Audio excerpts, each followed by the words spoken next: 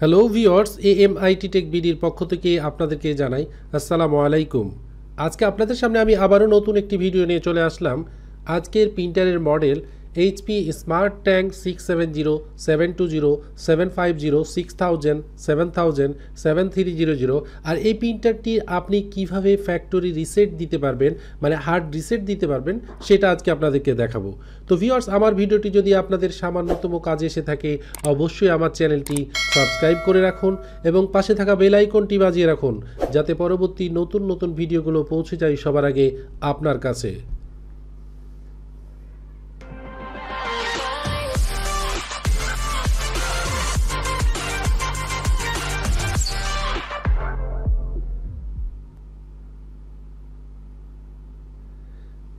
সর্বপ্রথমে রিসেট দেওয়ার আগে আমরা স্ক্যানারের টপ কভারটি ওপেন করে নিব।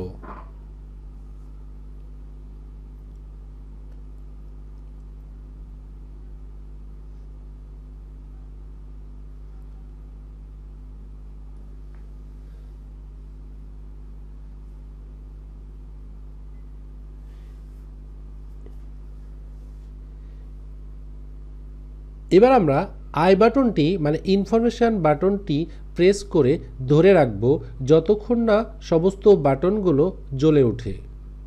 তো আমরা আই বাটন প্রেস করে ধরে রাখি। সবগুলো বাটন জ্বলে গেলে আমরা আই বাটনটি ছেড়ে দেব। এবার রিসেট দিতে হলে ইনফরমেশান বাটন এবং ক্যান্সেল বাটন দুই বাটনটি একসাথে প্রেস করে আপনার 5 সেকেন্ড ধরে রাখতে হবে।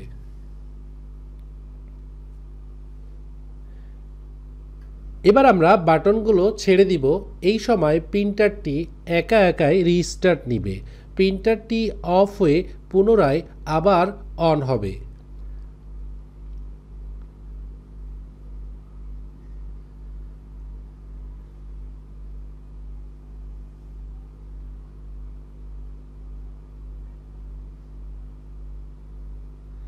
প্রিন্টারটি রেডি মোডে আসলে ক্যারেজ ইউনিটটি একবার বাম দিক থেকে ডান দিক পর্যন্ত এসে আবার পার্কিং মোডে যখন চলে আসবে, আমরা এই সময় স্ক্যানার বারটি আবার ক্লোজ করে দিব।